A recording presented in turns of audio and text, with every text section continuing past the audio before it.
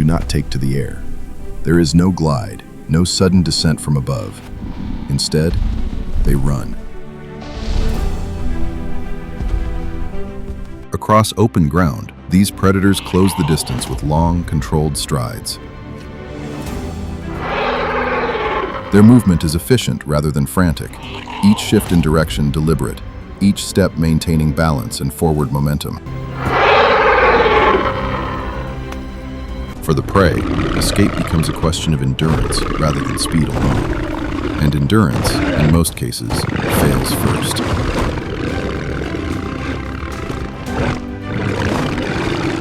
These animals belong to a group known as Phorusrhacidae. They dominated South America for tens of millions of years, from roughly 62 million to about 2 million years ago.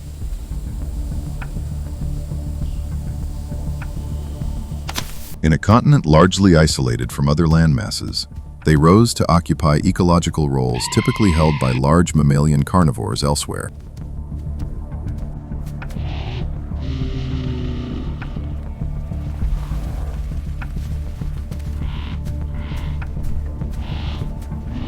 The largest species stood close to 10 feet tall and could weigh over 220 pounds.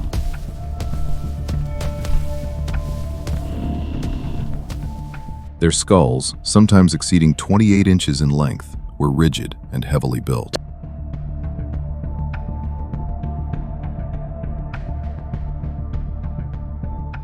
Beneath that, long, muscular legs provided both speed and stability, allowing them to pursue prey across open landscapes rather than rely solely on ambush.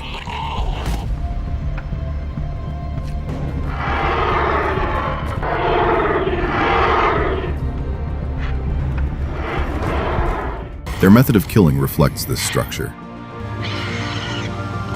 The beak, sharply hooked at the tip, was not primarily used to tear flesh like that of modern raptors.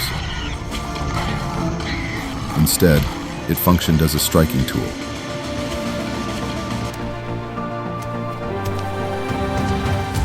With controlled downward motions, the head would drive the beak into the prey repeatedly. Each impact supported by strong neck muscles capable of delivering significant force.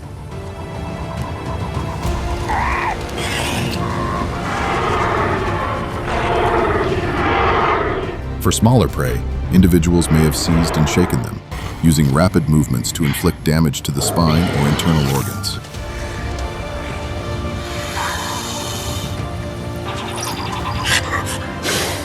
The process was efficient, focused on rapid incapacitation rather than prolonged struggle.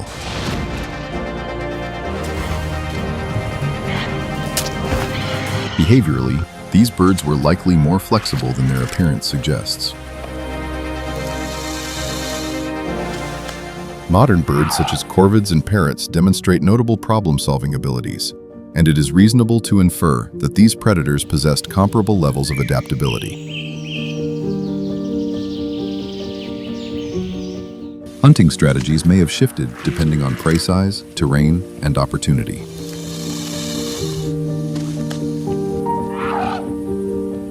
Ecologically, they occupied the position of apex predator across much of South America.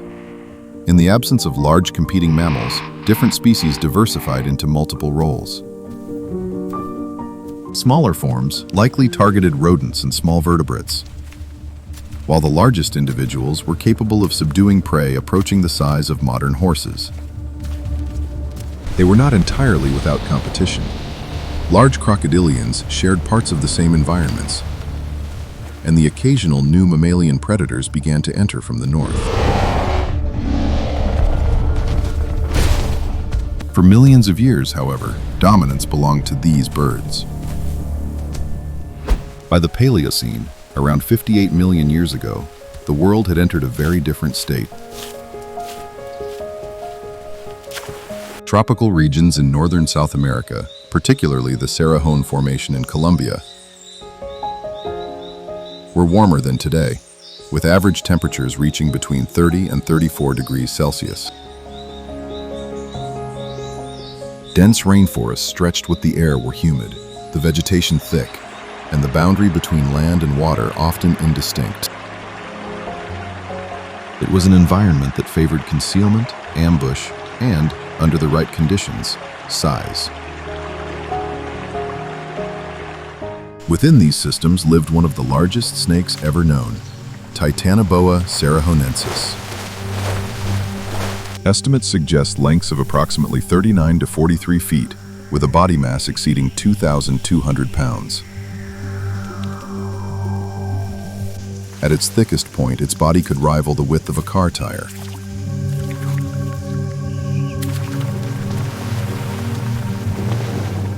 For comparison, the largest modern anacondas rarely exceed 20 to 23 feet in length. TITANOBOA was not simply larger, it operated on an entirely different scale.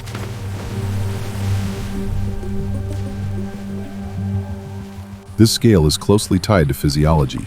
Snakes are ectothermic, meaning their internal body temperature is regulated by external environmental heat. In warmer climates, metabolic processes can be sustained at levels that allow for greater body mass. As ambient temperatures rise, the upper limits of body size increase accordingly.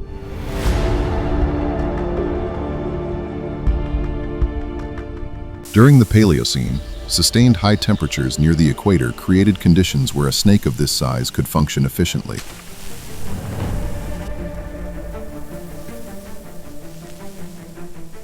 In this sense, TITANOBOA's size was not an anomaly. It was a direct reflection of the climate in which it lived. Despite its size, TITANOBOA did not crush bones in the way often imagined. Like modern constrictors, it relied on a more precise method. Once it secured its prey, the body would coil tightly around it. Each time the prey exhaled, the coils tightened further, preventing the next full breath.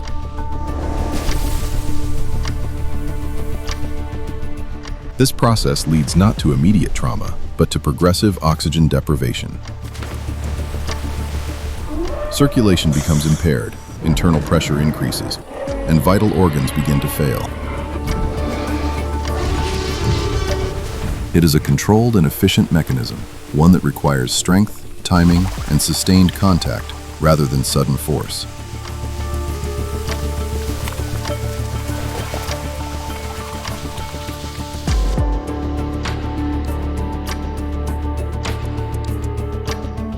TITANOBOA was likely semi-aquatic, spending much of its time in rivers and swamp systems where buoyancy supported its mass and ambush opportunities were frequent.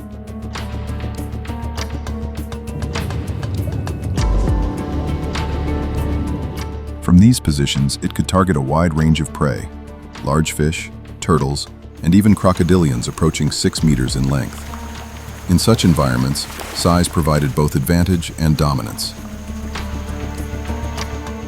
However, that advantage was conditional. As global temperatures declined, the environmental support for such extreme body size diminished.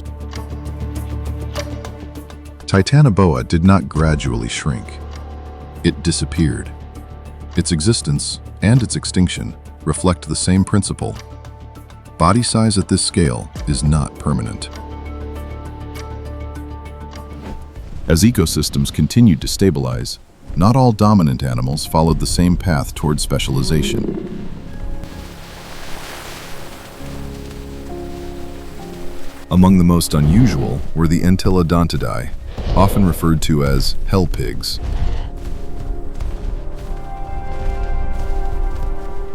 The name is misleading. They were not true pigs, but a distinct group of large omnivorous mammals that lived from the Eocene into the Miocene, roughly 37 to 16 million years ago, across North America and Eurasia. They did not fit neatly into a single category, and that was precisely their advantage. The largest species stood around 6 feet at the shoulder and could weigh between 880 and 1,100 pounds.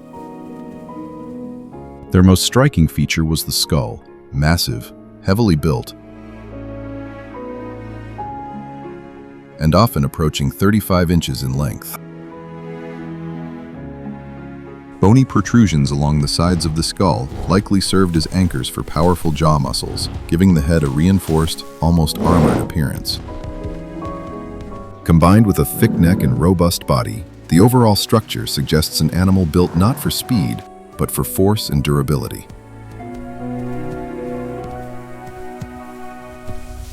Their dentition reflects a highly versatile feeding strategy.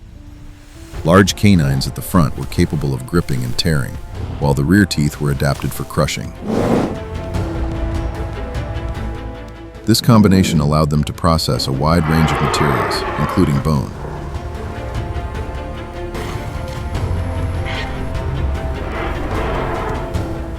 Evidence from tooth wear patterns indicates that they regularly consumed hard substances, suggesting that their bite force was sufficient not only to access meat, but to break down skeletal remains as well.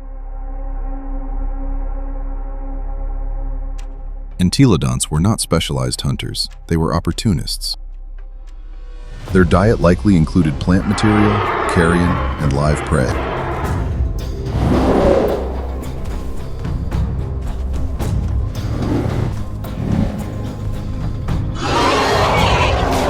They could hunt when conditions allowed, but they were equally capable of scavenging or displacing other predators from their kills.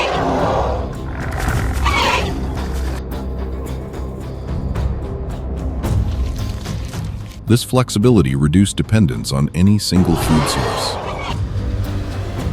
In unpredictable environments, that adaptability would have been a significant advantage.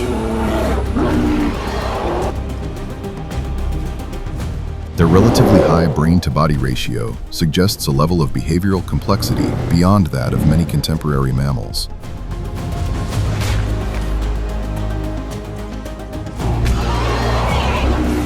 They may have been capable of social interaction, at least in certain contexts. Fossil evidence supports this possibility. Many specimens show healed bite marks, particularly on the skull and limbs, indicating repeated violent encounters between individuals.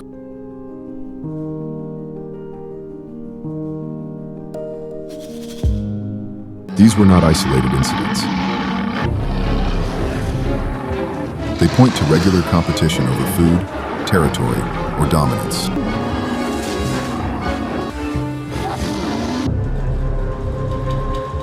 The entelodonts did not rely on a single strategy. They relied on the ability to use many and to adapt as conditions changed.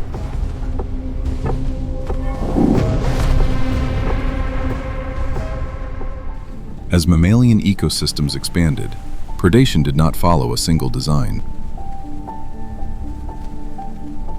Evolution did not settle on one dominant model. Instead, it produced multiple approaches, each shaped by different constraints, environments, and opportunities. Speed, strength, coordination, and efficiency all emerged as viable solutions. What followed was not a single apex predator, but a range of competing strategies. One of the most extreme examples is Andrewsarchus mongoliensis. Known primarily from a single, remarkably large skull, over 31 inches in length, it represents the largest skull of any known terrestrial carnivorous mammal. From this, scientists infer a body that may have reached around 13 feet in length, with substantial mass to support such a structure. The skull itself suggests a powerful bite, capable of processing both flesh and bone. However, its exact lifestyle remains uncertain. It may have been an active predator, capable of taking down large prey, or a dominant scavenger, using size and strength to control access to carcasses. Most likely, it occupied both roles, adapting its behavior to circumstance rather than relying on a single strategy.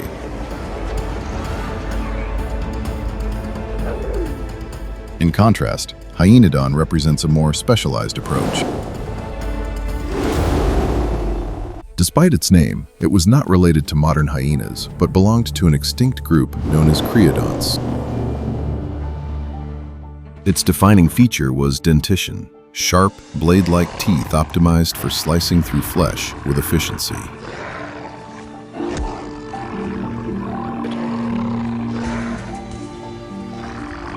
This dental specialization suggests a predator adapted for active hunting. Some species may have operated in groups, using coordination to subdue prey larger than themselves. Compared to broader omnivores, this represents a more focused, energy-efficient method of feeding.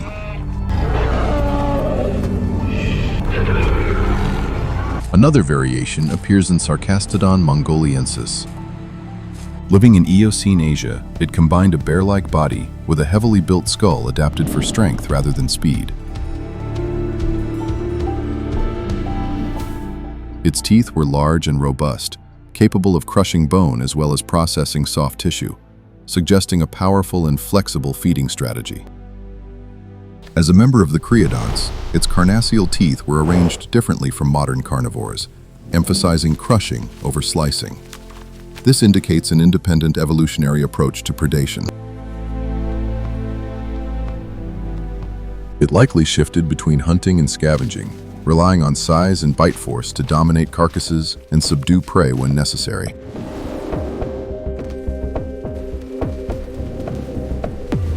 Taken together, these animals illustrate a broader pattern.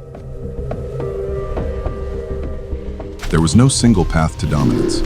Some relied on speed, others on bite force, and others on cooperation. Each strategy functioned within its own ecological context. Evolution, at this stage, was not refining one solution, it was testing many. While many predators evolved into entirely new forms, some lineages required far less change. Crocodilians retained a body plan that had already proven effective for tens of millions of years. Rather than reinventing their structure, evolution expanded it, scaling up size, strength, and ecological reach. The result was not innovation in form, but amplification in impact. One of the earliest examples is Deinosuchus.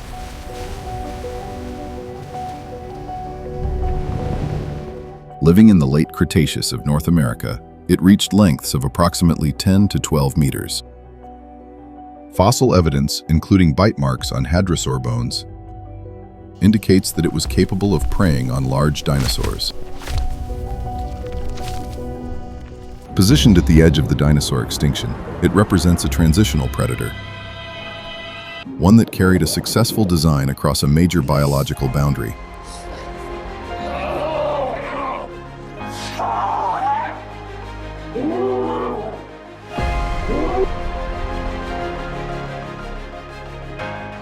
Much later, in the Miocene wetlands of South America, that same design reached even greater extremes in Purosaurus.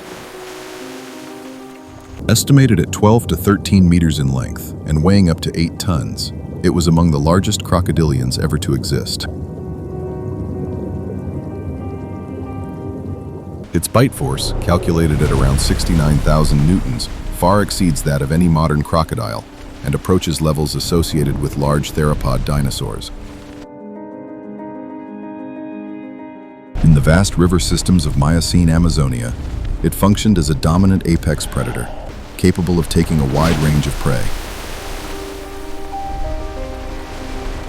The method remained consistent. Crocodilians rely on ambush. Submerged and nearly invisible, they strike with sudden acceleration, clamping down with immense force. The bite is not designed merely to hold, but to structurally compromise, crushing bone and disabling movement.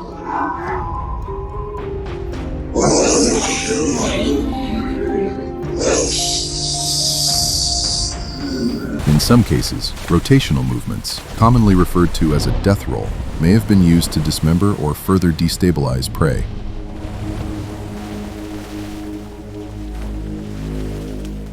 Not all crocodilians remain tied to water. Members of the Cebecidae adapted to a fully terrestrial lifestyle, particularly in South America during the Paleogene. Unlike modern crocodiles, They possessed more upright limbs, allowing for more efficient movement on land. Their teeth were laterally compressed with serrated edges, closer in form to those of carnivorous dinosaurs than to modern crocodilians. This suggests a feeding strategy based on slicing flesh rather than gripping alone.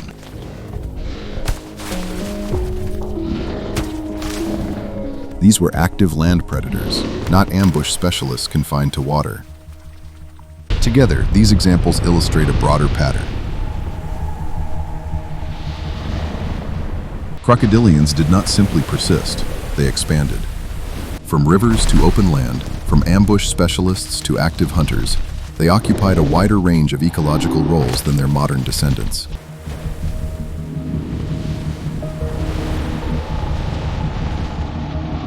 In doing so, they demonstrate that evolutionary success does not always require reinvention.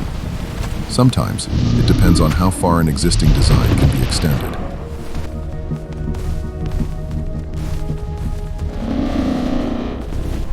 Following the extinction of the dinosaurs, ecosystems did not remain empty for long. Recovery was gradual, but consistent. New species emerged, not as direct replacements, but as occupants of the ecological spaces that had been left behind.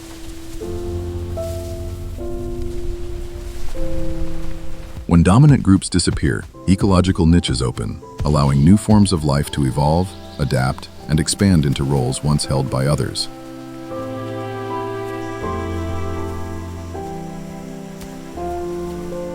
Ecosystems do not restore themselves, they reorganize, and they continue to change. If you're interested in how life on Earth continues to adapt and evolve, subscribe to our channel to follow future explorations.